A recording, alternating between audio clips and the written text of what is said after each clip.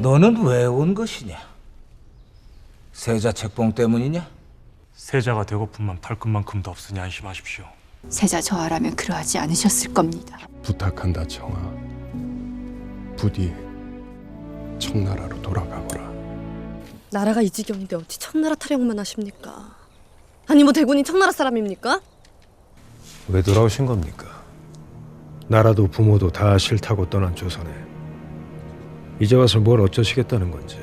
이제 남은 것은 대군뿐입니다. 이 난을 평정하고 백성을 구할 분은 그것이 승하하신 소원세자의 마지막 요지가 아닙니까? 보이느냐? 백성들이다. 백성이 있어야 왕도 있는 것이지.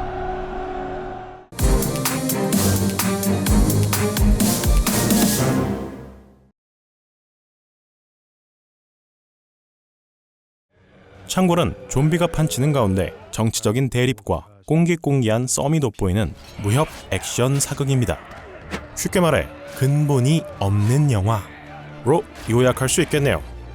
이렇게 일단 다 놓고 보는 한국형 웰메이드 영화의 또 다른 특징은 영향을 받았다, 모티브를 따왔다는 말로 포장하며 적극적으로 오래된 히트작을 베껴오는 겁니다. 각 분야의 전문가를 모아 크게 한탕 치르는 도둑질을 하거나 약간 모자라지만 착한 주인공이 격동의 시기를 보내며 유명인들을 만난다거나 사회에서 죽은 것으로 처리된 여자가 킬러로 키워지고 여성성을 강조하는 복장으로 저격을 시도하는 장면이 나온다거나 그마저도 귀찮으면 그냥 컷 단위로 표절하기도 합니다. 김성훈 감독의 전작 공조도 이런 흐름에 적극적으로 몸을 맡긴 영화였습니다. 제작사와 배급사가 한 몸인 한국에선 굳이 좋은 영화를 만들지 않아도 스크린 확보가 가능하니 검증된 아이템으로 쉽게 장사하는 게 현재 한국 영화의 트렌드죠. 그런데 창궐은 이 웰메이드의 공식을 거부한 영화입니다. 잘 만들었다거나 새롭다는 건 아닙니다. 2008년에 나왔어도 식상했을 영화예요. 다만 굉장히 다양한 장르를 섞어 놓았음에도 각 장르의 장점을 단 하나도 찾아볼 수 없는 신선함과 그럼에도 뻔하고 진부하다는 인상을 동시에 주는 파격적인 작품입니다. 독특한 무기와 잔인한 장면은 좀비물의 클리셰, 마주서서 의미심장한 대사를 날리는 장면은 정치극의 클리셰, 팔다리 허우적대면 자유롭게 하늘을 날 수 있다는 믿음은 홍콩 영화의 클리셰죠. 분명 각 장르의 클리셰는 쉽게 찾아볼 수 있습니다. 단지 저 장르들의 매력은 모르고 그냥 무작정 섞어놓으니 각 장르의 장점을 서로 깎아먹는 신박한 폐기물이 나온 겁니다. 스토리는 대단히 심플합니다. 세자가 김대중의 음모에 당해 죽고 외국에 나가 있던 이청이 조선으로 돌아옵니다. 마침 야기병이 창궐했는데 제물포에만 퍼져 있는 상황이죠. 그렇지만 이청은 왕이 되기 싫습니다. 피해 규모가 상당한데도 조정의 누구도 이런 상황을 모르고 왕은 국정에 무관심하니 이청과 친구들은 답답할 따름이죠. 그래도 이청은 왕이 되기는 싫습니다. 결국 이 상황을 배후에서 조종하던 김자준은 왕을 암살하는 데 성공하지만 그래도 이청은 왕이 되기 싫어하고 짜자잔! 김자준은 야규에 물립니다. 다행히 손을 물린 덕에 깍둑썰기로 잘라준 뒤에 노란 가루 좀 흡입해주니 왜인지 모르게 말도 할 수 있고 호랑이 기운까지 솟아납니다. 아마 이 노란 가루는 콤프로스트의 원료인가 봅니다. 그렇게 이 둘은 최후의 결투를 벌이지만 이상하게 조금도 긴장이 안 되는 싸움 끝에 이청이 승리하죠. 상황이 정리되자 횃불을 꼬나진 백성들이 몰려오고 이를 보며 이청은 백성이 있어야 왕이 있는 거라며 눈물 젖은 미소를 지으며 영화가 끝납니다. 마치 레디 플레이어 1을 보는 듯한 쌍팔년도 전개인데 레디 플레이어 1은 컨셉 잡고 복고풍으로 만든 영화고 창궐은 이게 한물 같다는 자각조차 없이 만들었다는 게 차이입니다. 이 영화의 문제점을 장면 다 지적하면 한도 끝도 없을 테니 간단하게 좀비물, 정치극, 액션의 세 가지 관점에서 이야기해 보겠습니다. 좀비물의 핵심은 붕괴된 사회와 내면의 본심입니다. 최소한 창궐이 스스로 붙여놓은 좀비 아포칼립스 장르는 반드시라고 해도 좋을 정도로 사회가 제기능을 하지 못합니다. 사실 중요한 건 좀비가 아니라 그로 인해 벌어지는 혼란한 상황이고 그렇기 때문에 좀비 대신 자연재해, 질병, 짙은 안개 넘어 정체불명의 괴물 등을 대입해도 큰 위화감이 없습니다. 실질적으로 재난 영화의 계보를 잇고 있는 셈이죠. 그 중에서도 좀비물 고유의 재미는 감염이라는 재난의 전달 방식에서 옵니다. 다른 재난 영화에서도 사회의 시스템이 멈추자 인간의 이기심이 고개를 드는 모습은 어렵지 않게 찾아볼 수 있습니다. 가면 안 되고 확실하냐고! 미스트의 카모디 여사가 좋은 예인데 보통 이런 캐릭터는 전형적인 비호감이죠. 정신 나간 면모와 암을 유발하는 데 집중할 뿐 관객의 공감을 기대하는 캐릭터는 아닙니다. 반면 주인공의 일당은 그 안에서도 끈끈한 동료애를 발휘하며 대체로 의롭고 선합니다. 미군의 등장에 감격해 기쁨의 환호성을 내지르는 이 아이 같은 순수함은 전미를 울리는 감동적인 순간이죠. 하지만 좀비물은 이런 갈등을 주인공 그룹 내부로 가져옵니다. 물리는 것은 쉽고 치료는 불가능합니다. 그리고 감염된 사람은 새로운 적이 되죠. 좀비물에서 재난은 일시적인 것이 아니라 끊임없이 증식하는 종말에 아깝습니다. 결말에 무엇이 기다리던 최소한 영화가 진행되는 동안 주인공 일행은 오늘만 사는 절박함으로 행동하고 판단합니다. 여유롭다는 말은 좀비물과는 거리가 멀죠. 만약 동료가 감염되었다면 직접 죽여주는 것이 올바른 일일까? 우리 그룹을 지키기 위해 다른 그룹을 배제하는 것이 옳을까? 그리고 다른 그룹원을 죽일 때 어떤 무기를 쓰면 효율적으로 공포를 심어줄 수 있을까? 안정된 사회에서 착한 사람이 되는 것은 쉽습니다. 하지만 약육강식의 생존 경쟁에선 도덕적인 규범과 선한 가치를 고수하기 어렵습니다. 이런 극한 상황 속에서 끊임없이 그룹원들을 흔들며 이성과 감정 사이에서 어떤 판단을 내리는가를 관찰하는 것이 좀비물의 가장 큰 매력입니다. 부산행이 이런 면에서 좋은 예죠.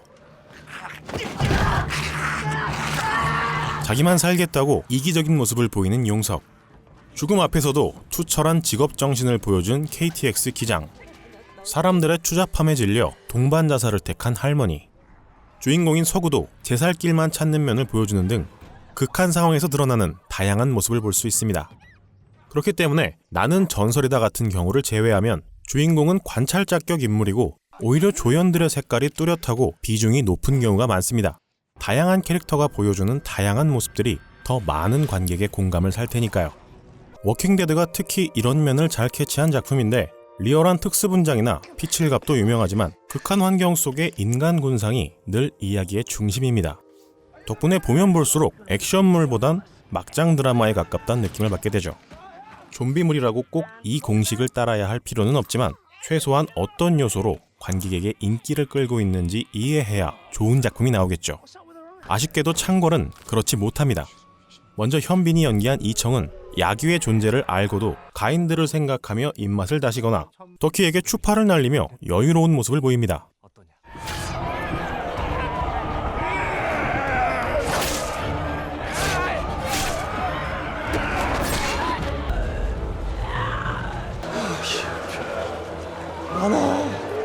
첫째론 좀비를 상대로 긴장조차 하지 않는 검술 실력 덕분이요. 둘째론 요차하면 총나라로 도망가면 되지 라는 생각이 깔려있는 덕분에 그렇습니다. 재난이 크게 퍼지지 않았고 목숨의 위협을 느끼지 않는 주인공.